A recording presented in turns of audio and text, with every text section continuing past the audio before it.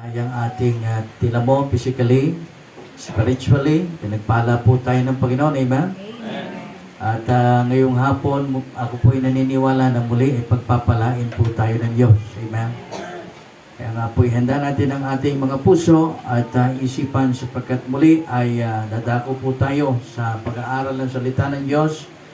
Kaya nasabi ng awit, onward Christian soldiers. Amen? Walang matapang na kawala na sa hulihan. No? Kapag ang kawal ay matapang, nasa unahan. Tayo bilang kawal ni Kristo, tayo po yung mga frontliner. Amen? Tayo po yung nangunguna sa laban. Tayo po yung masigasig na nakikibaka. At ngayong hapon po ito ay hindi na po tayo magpapakatagal pa. I request everybody to please stand up and take your Bible with you and open it in the book of 2 Timothy chapter 4. 2 Timothy chapter 4 beginning verse 1 down to verses 8.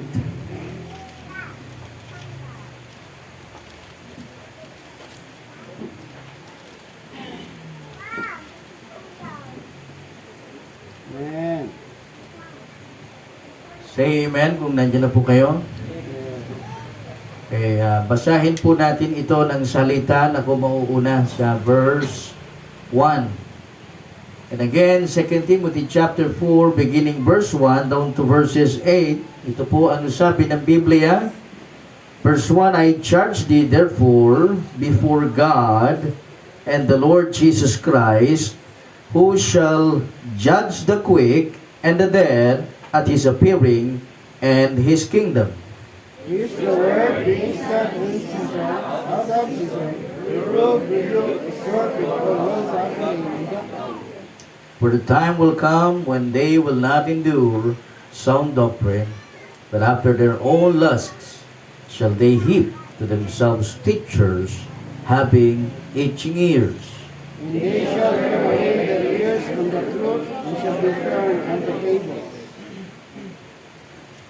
Verse 5, But watch thou in all things, endure afflictions, do the work of an evangelist, make full proof of thy ministry.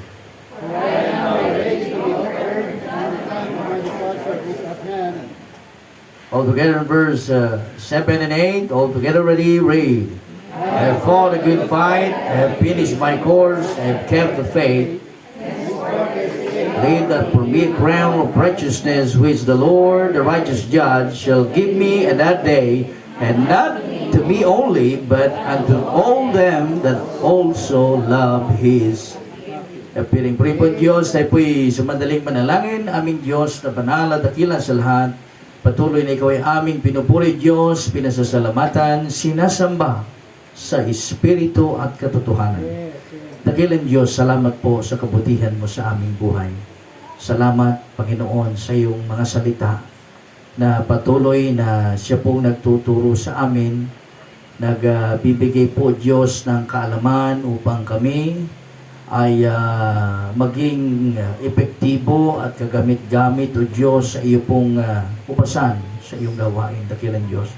Salamat po na marami, and we pray Lord na pagpapalain niyo po minsan yung hapon.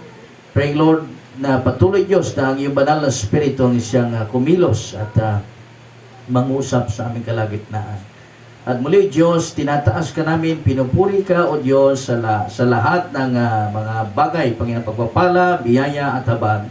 Sa matamis, sa dakilang pangalan ni Jesus, naming Panginoon at tagapagligtas. Amen. Amen. You may be seated. The title of the Lord's message today this afternoon is about the work of an evangelist. Again, the work of an evangelist. Ang kapatid, ang sulat na ito ay mula kay Apostol Pablo tungo sa kanyang anak na sa pananampalataya na si Timoteo or si Timothy. Sa batang lingkod ng Diyos na kung saan ipinababatid ni Apostle Paul ang mga paalala, pagtatagubilin at babala tungkol sa pagmiministeryo. Ngayong hapong ito, mga kapatid, ay nais ko pong ipabatid sa inyo na ang pagiging ebanghelista o pagiging mangangaral ay hindi lamang po trabaho ng pastor. Amen? kundi ito ay trabahong ibinigay ng Diyos sa kabuuan ng iglesia. Yan po ang katotohanan, mga kapatid. Are you still with me? Bagamat ang pastor ang isang pangunahing inordinahan ng Diyos upang pangunahan ng iglesia sa pangangaral ng Ebanghelyo, pero hindi ito nangangahulugan na ang pastor lamang ang may pribilehiyo o kalayaan na makapangaral ng Ebanghelyo ng kaligtasan. Amen? Lahat po tayo ay mayroong pribilehiyo, mayroong kalayaan na maipangaral ang Ebanghelyo ng kaligtasan. Sino man sa atin naririto ngayong hapong ito, kung ikaw ay ligtas, sasabihin ko sa iyo, kapatid, meron kang pribilehiyo, meron kang kalayaan na ipahayag, ipangaral ang Ebanghelyo ng kaligtasan. Huwag sayangin yung pribilehiyo na kung saan ay binigay sa atin ng Diyos, mga kapatid. At gusto ko po malaman nating lahat na hindi ang pastor ang pumili sa atin, amen? Kundi ang Diyos ang siyang pumili sa atin. Kaya sa Diyos tayo may pananagutan. Sapagkat hindi ang taong pumili sa atin, kundi ang Diyos na siyang hukom, kapwa ng mga buhay at ng mga batay. According to 2 Timothy chapter 4 verse 1, sa unang talatang ating binasa, I charge thee therefore before God and the Lord Jesus Christ, who shall judge the quick and the dead at His appearing and His kingdom. Ang Diyos ang nagbigay ng authority. Amen? Hindi yung pastor. Ang Diyos ang nag-ordina sa atin. Ang Diyos ang nagbigay ng panawagan sa atin, hindi ang pastor. Kaya tiyak, mga kapatid, na ang ating pananagutan ay sa Diyos at hindi sa pastor. Amen? Ayoko malalaman, mga kapatid, mga minamahal, na sasabihin ng iba sa atin dito na kaya siya nagsosolwinning kasi natatakot kay pastor baka mapagalitan. Hindi po ganoon, mga kapatid. Sapagkat hindi po tayo naglilingkod sa tao, amen? Kundi tayo naglilingkod sa Diyos na siya pumili sa atin. Nag-ordina sa atin, nagbigay ng panawagan upang ipangaral, ipahayag ang Ebanghelyo ng kaligtasan. Kaya mas mainam na ating pagbutihin ang ating pagmiministeryo sa gawain ng Diyos, mga kapatid.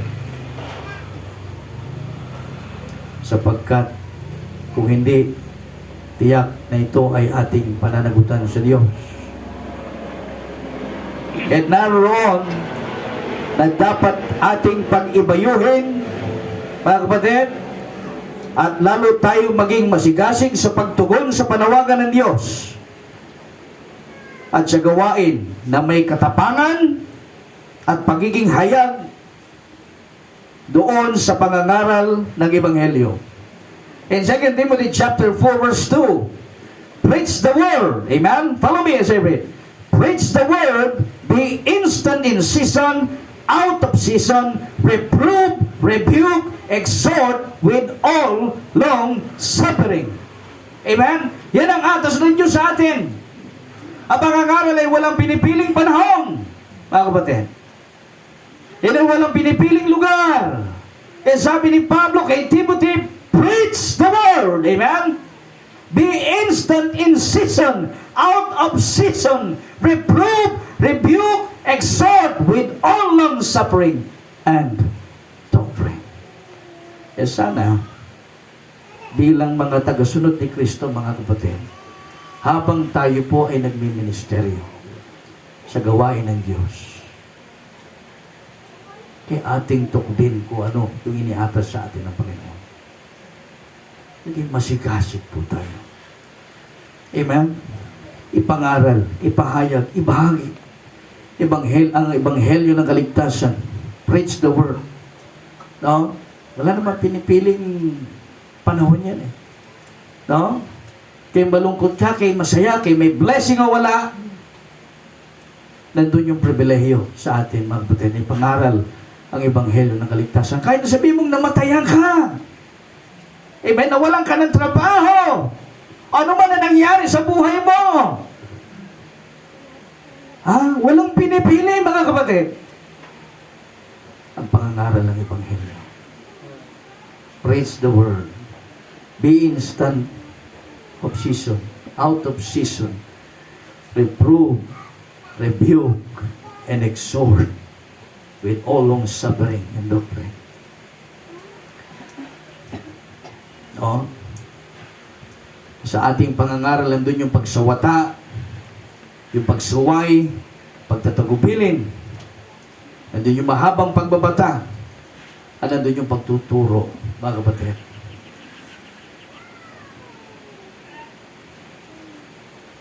At ating pag-ibayuhin, mga kapatid, ang ating pagmiministeryo sa gawain ng Panginoon.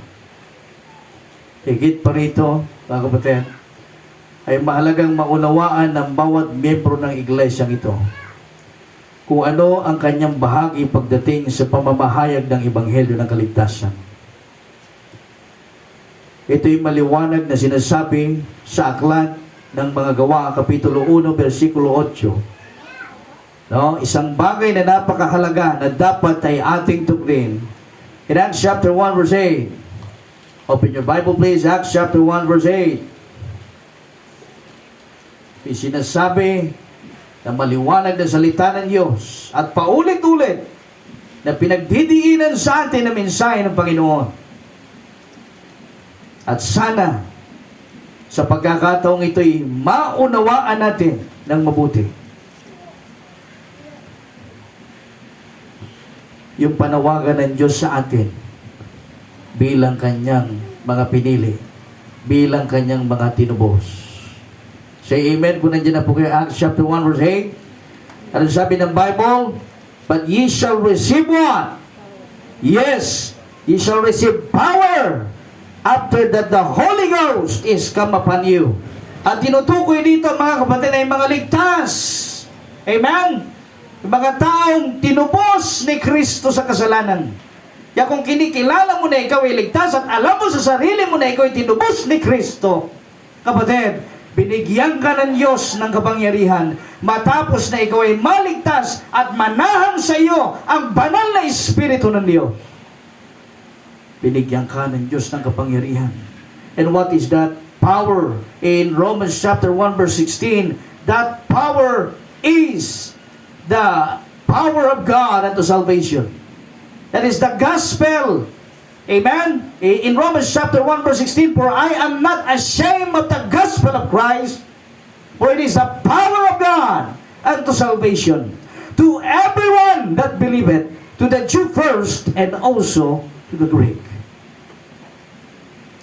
At yan ang kapangyarihan na kung saan ay pinagkaloob ng Diyos sa sino mang kanyang tinubos. At kung ikaw ay tinubos ng Diyos, naniniwala ako, kapatid, na pinagkalooban ka ng Diyos ng kapangyarihan. At yung kapangyarihan yan ay matapos ng banal na Espiritu inanahan sa iyo, na ikaw ay sinelyuhan ng banal na Espiritu ng Diyos. In Ephesians chapter 1 verse 13, ano sabi ng Biblia? With your Bible please. After that ye have heard the word of truth, the gospel of your salvation, after that ye believe, you were what? Ye were sealed, amen, by the Holy Spirit of promise. Meaning, nung ikaw ay maligtas, nanampalataya ka kay Kristo, nung ikaw ay naging Kristiyano, nanahan ng banal na Espiritu sa iyo, binigyan ka ng kapangyarihan ng Diyos upang gamitin, magministeryo sa gawain. Ayan ang sinasabi dito sa aklat ng mga Gawa. In verse 8, but ye shall receive power after that the Holy Ghost is come upon you, and ye shall be witnesses unto me. Take note of this, both in Jerusalem, in all Judea, and in Samaria, and unto the uttermost part of the earth. Inatasan tayo ng Diyos upang kanyang maging mga patutuo. That's why today in this afternoon, let me ask you, okay, how is your testimony? Kumusta ang iyong patutuo bilang lingkod ng Diyos? At tayo binigyan ng Diyos ng kalayaan. Hindi lamang kalayaan o pribilehyo, kundi kapangyarihan na ibinigay ng Diyos sa atin. Upang tayo ay maging kanyang mga patutuo at patutuhanan ng Ebanghelyo sa lahat ng dako sa Jerusalem, sa Judea, sa Samaria, at sang lupalop man ng San Sino.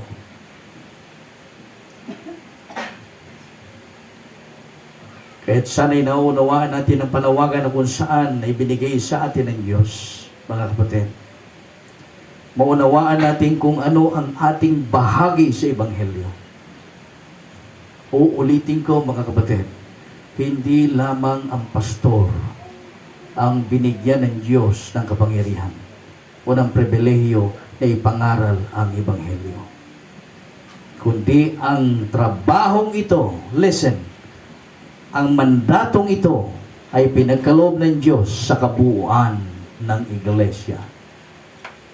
Kung kahit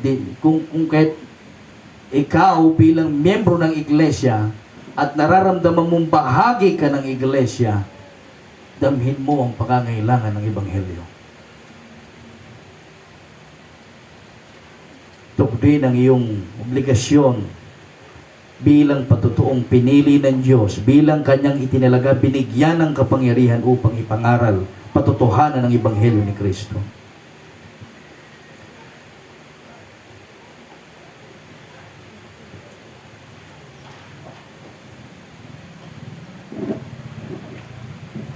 Dahil kung ikaw ay totoong ligtas, listen, kung tayo po ay totoong ligtas, dapat nating malaman na yung kaligtasan na mayroon tayo ay magbubunga rin ng kaligtasan.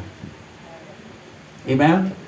In John chapter 4, verses 25 to 30. Look at your Bible, please. John chapter 4, verse 25, verses 25 to 30. Yung kaligtasang ating taglay ay tiyak na mamumunga rin ng kaligtasan, mga kapatid. Kung kahit hindi natin po pwedeng sabihin na tayo ay hindi marunong, tayo nahihiya, tayo natatakot sapagkat ang totoong ligtas ay namumunga ng kaligtasan.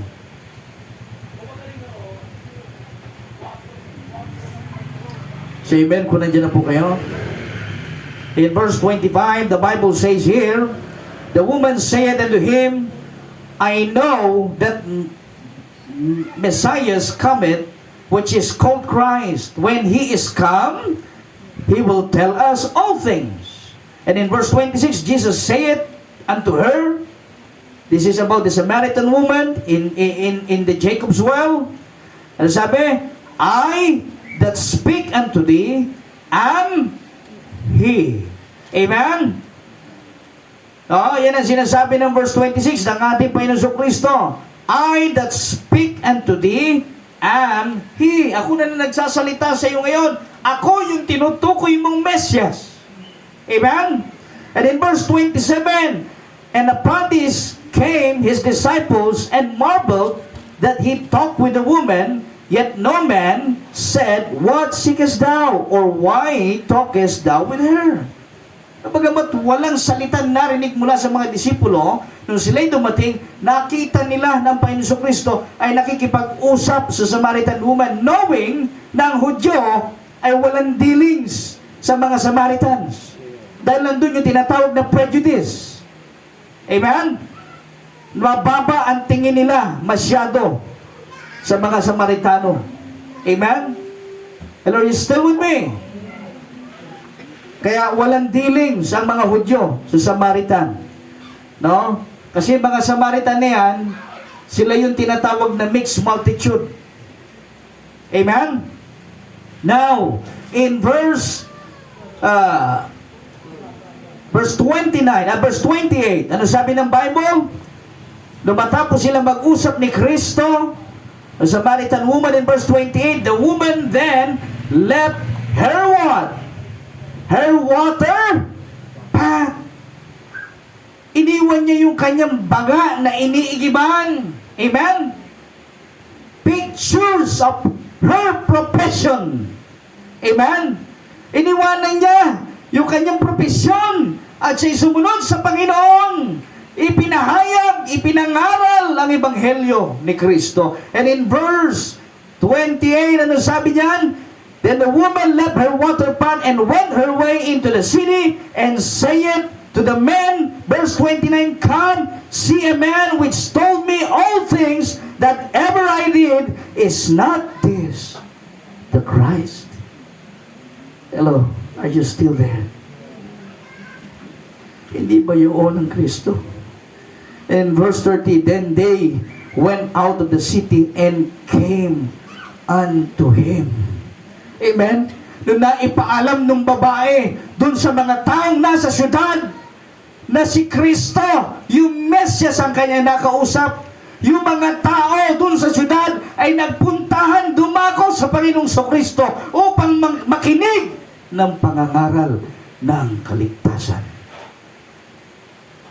Mga kapatid, ulitin ko po sa inyo, kung tayo ay tunay at totoong ligtas, ang kaligtasan niyan ay mamumunga rin ng kaligtasan. Hello, you still with me?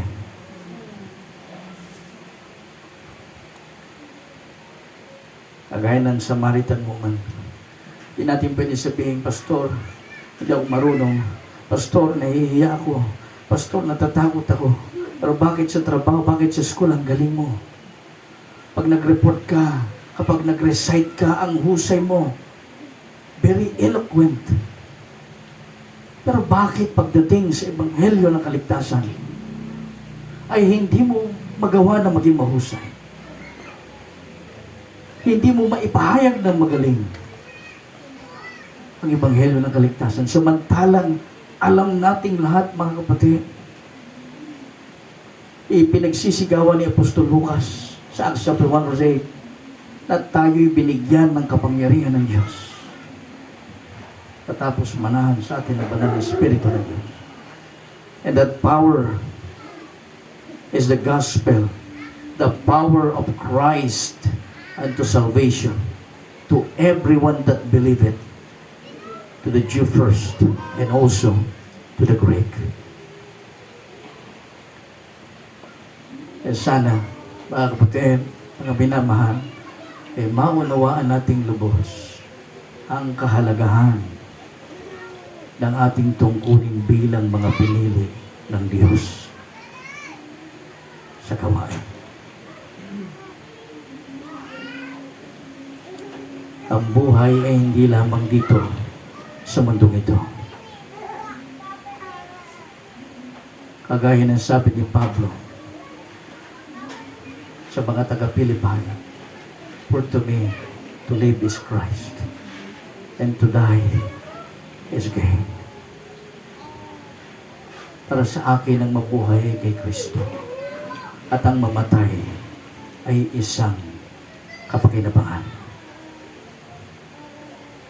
Alam nyo, yung tayo'y mamatay, na wala tayong ginagawa, mamatay tayo kakatrabaho, mamatay tayo sa kung anumang pinagkakabalahan natin, pagninegosyo, ano pa man ang ginagawa natin sa buhay natin ito.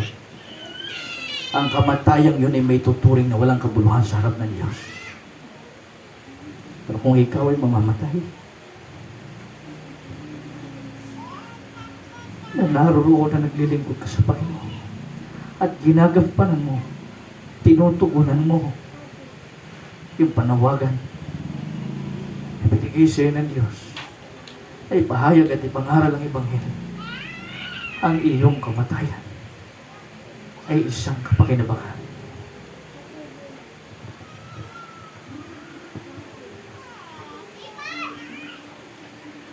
Isang bagay na sinabi ni Apostle Paul, whether we live unto the Lord. Whether we die unto the Lord. Whether we live or die, we are the Lord's. Kaya sana'y nauunawaan po natin, mga kapatid, kung ano ang ating posisyon bilang isang Kristiyano. Inangat na tayo ng Diyos. Amen?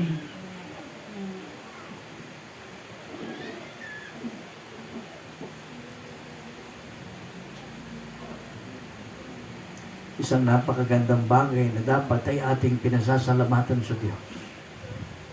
Ngunit hindi ko maunawaan hanggang ngayon na bakit sa dami-rami na nagsasabing sila ay sa Panginoon ay hindi nila maipahayag sa kanilang buhay yung pagtugon sa panawagan ng ating Panginoon Kristo.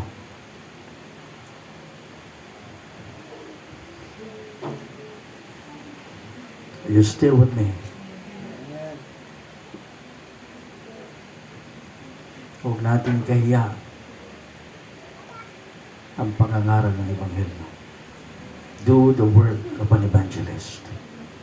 Amen?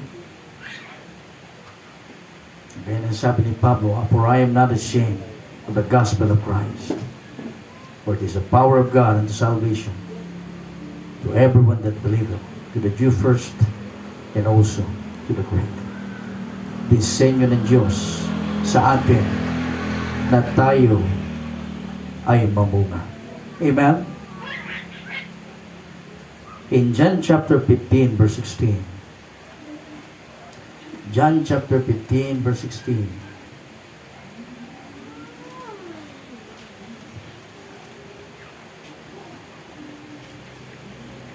Say amen kung nandiyan na po kayo. Na pong sabi ng ating Panginoon sa verse 16, Bible says, the Lord Jesus Christ said, Ye have not chosen me, but I have chosen you and ordained you that ye should go and bring forth fruit, and that fruit should what?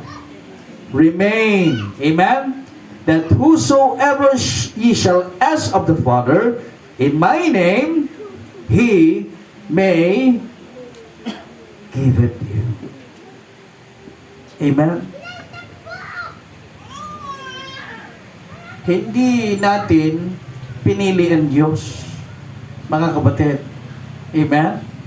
Pero tayo'y pinili ng Diyos. Paano natin pipiliin ng Diyos? Makasalanan niya tayo. Diba? Ang ating kaisipan ay bulag, sabi ng Biblia. In whom the God of this world hath blinded the minds of them which believe not. Kaya paano natin gugustuhin ang Diyos? Mga kapatid. Diba? Pero kahit na hindi natin pinili ang Diyos, tayo'y pinili ng Diyos. Amen? Upang ordinahan, sabi ng Biblia. Amen? I have chosen you and ordained you that ye should go and bring forth fruit. Amen? Yan ang trabaho, mga kapatid, mga Kristiyano. Humayo at mamunga. At yung bunga na kung saan magkakaroon tayo ay dapat manatili. Sapagkat kung yung ating bungay mananatili, sabi ng Panginoon, anuman ang ating hilingin sa kanyang pangalan, ay ibibigay sa inyo ng Ama.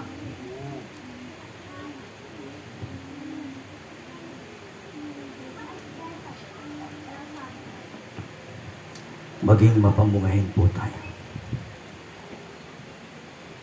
Amen? Hindi po biro ang ministry, mga kapatid.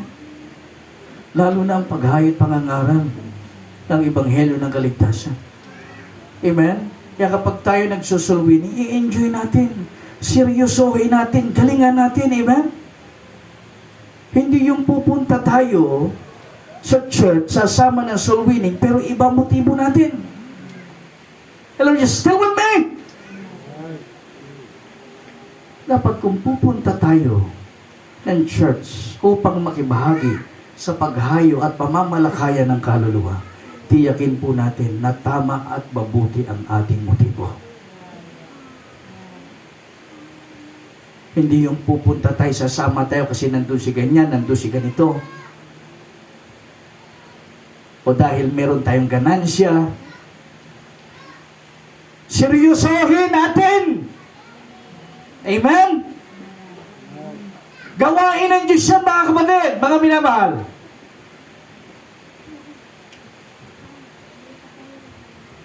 Tandaan po natin, paulit-ulit at laging sinasabi ng Biblia, ang Diyos ay hindi nagbibiro. Kung ano ang ating itinatanim, ay tiyak na ating aanihin. Ipakita natin ang magandang patutuo, lalo na pagdating sa pamamalakayan ng kaluluwa. No? Pag kung ano-ano yung ginagawa natin, kaya nga tayo humahayo para abutin yung mga kaluluwa na hindi pa nakakakilala sa Panginoon. Kaya tayo kapag lumabas ng building na ito, huwag tayo papayag na wala tayong naaakay, wala tayong nasasabihan ng kaligtasan, ng ebanghelyo ng kaligtasan. Huwag tayong papayag na hanggang bigay lang tayo ng tracts. Mag-strive tayo na makapagbahagi. Kaya tayo binigyan ng Diyos ng bibig para magsalita, ipahayag ang ebanghelyo ng kaligtasan. Hindi yung pagbibigay na lang ng tracts, mag-uuyo-uyuhan pa. Uy, bigyan mo yun. Ikaw na. Ikaw na, natatakot ako eh. Walang ganon, mga kapatid. Amen? Seryosohin ang gawain ng Diyos. Mahalin ang gawain ng Diyos. Magpakatotoo sa gawain ng Diyos. Sapagkat uulitin ko po sa inyo, hindi tao ang pumili sa atin, kundi ang Diyos. At tiyak na tayo'y mananagot sa Diyos balang araw.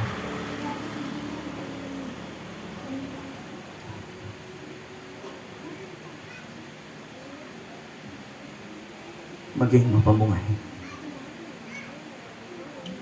Hindi tayo mamumunga kung patuloy at paulit-ulit na lang na ating ginagawa ay kagaya na kung anong ginagawa natin ngayon. Ako'y natutuwa itong umaga sapagkat marami tayong bisita. Answered prayer po yan.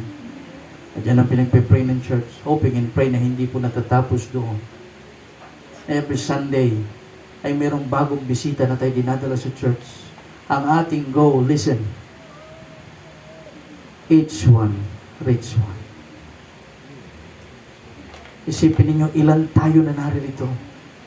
Ilan tayo? Sabihin natin 40 o higit pa. Kung ang bawat isa sa atin na naririto ay magdadala ng isang bisita, sa palagay ninyo, ilan tayo sa susunod na linggo? Hello, you still with me? Mag-strive tayo, mga kapatid. Kung hindi tayo makasama ng soul winning sa trabaho, mag-soul winning tayo. Sa school, sa ka man naroon, mag-soul winning ka, mag-invite ka, sabihin mo na may judgment at ang tao ay kailangan ng tagapagligtas, walang iba kundi si Kristo. Gamitin ang bibig na binigay ng Diyos sa atin. Hindi lamang sa pagsasalita ng mga walang kabuluhang salita, kundi gamitin natin para sa kapurihan ng Diyos. Mga kapatid, ito po isang paalala lamang na sana ay ating mahalin, seryosohin ang gawain ng Diyos upang sa ganon tayo ay maging mapamungay.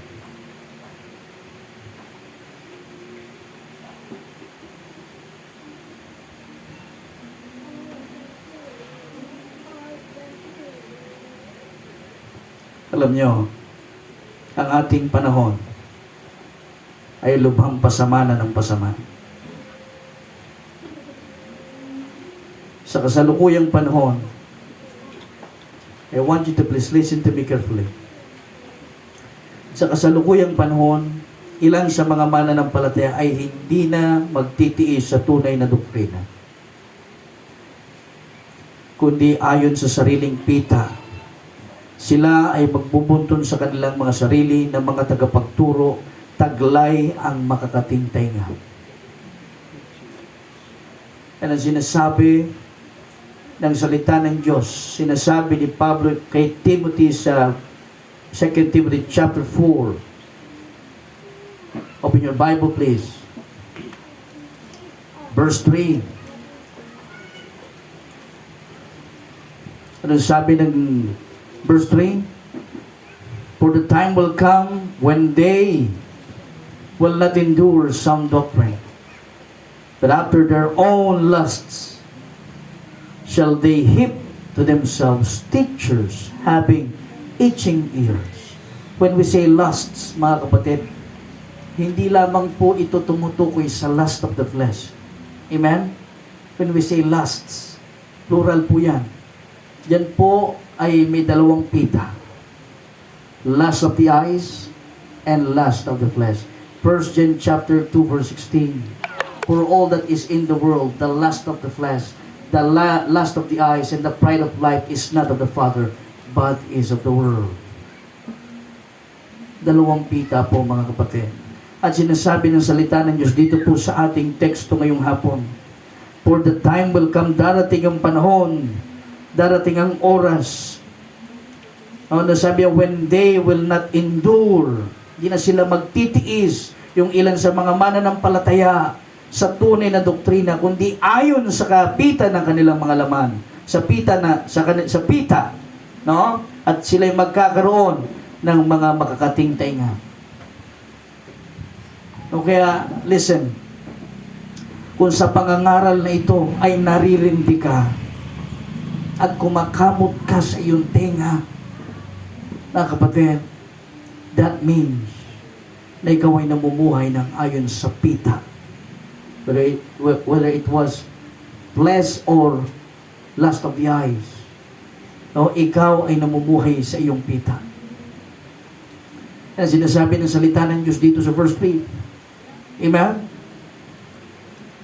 Na kapag ipinapangaral yung sound doctrine, when we say sound doctrine, that is a healthy Word of God. Yan po yung masustansyang pagkain ng ating espiritual. Sa madaling salita, katuruan, doktrina ng salita ng Diyos. Darating ang panahon ng mga ilan sa mga nagsasabing Kristiyano hindi na makatitiis at sila'y mamumuhay na lamang ng ayon sa pita. At kapag naririnig ang pangangaral ng mga tagapagturo, naroon yung tinatawag na makakating tainga. In verse 4, and they shall turn away, listen, and they shall turn away their ears from the truth. Nasa-sense po ba natin, mga kapatid? Kung ikaw ay kung ang bagay nito ay tumutukoy sa iyo, kapatid, listen. Take heed of yourself. No? And napakaliwanag na sinasabi ng Bible, and they shall turn away their ears from the truth. Kung ikaw naririnig mo ang katotohanan sa salita ng Diyos, pero naririnig ka at ayaw mong marinig ang katotohanan, maaaring ikaw ay namumuhay sa mga pita. At nais mong mamuhay ng hindi ayon sa Diyos. They shall turn away their ears from the truth and shall be turned unto fables. What is fables? Mga pabula. No? Ito yung mga walang katotohanan kwento. Fiction. Amen? Nakakalungkot, kapatid, na kung Kristiyano ka, mas naniniwala ka pa sa mga kwentong barbero kaysa sa salita ng Diyos. Mas naniniwala ka pa sa mga post sa Facebook o sa anumang account, no? Instagram man yan or anumang account. No, yun lang naman ang alam ko. Facebook account tsaka Instagram, anong tawag doon? Instagram account. No? Kung ikaw yung mas higit na naniniwala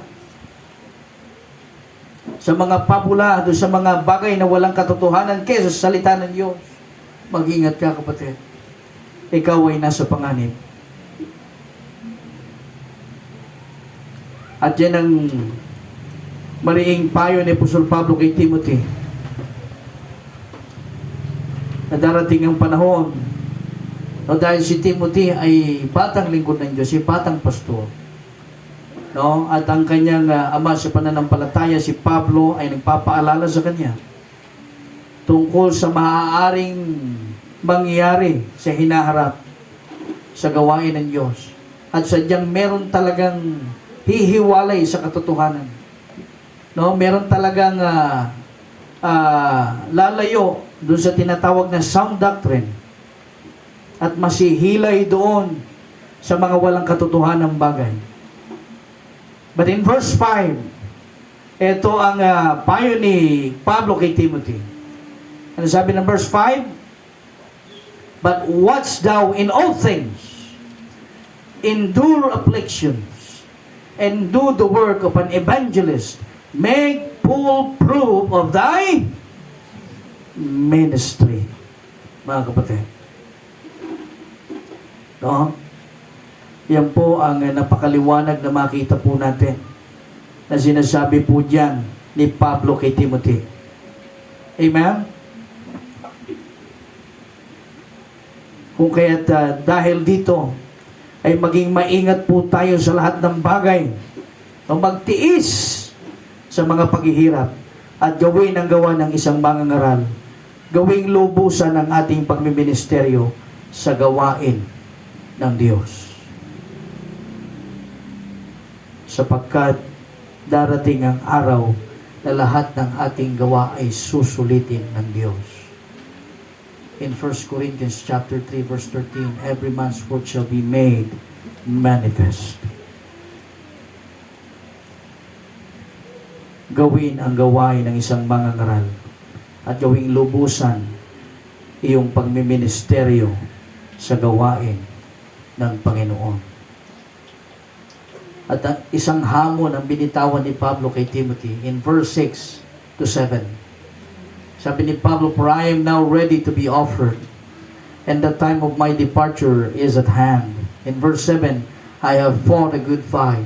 I have finished my course. I have kept the faith.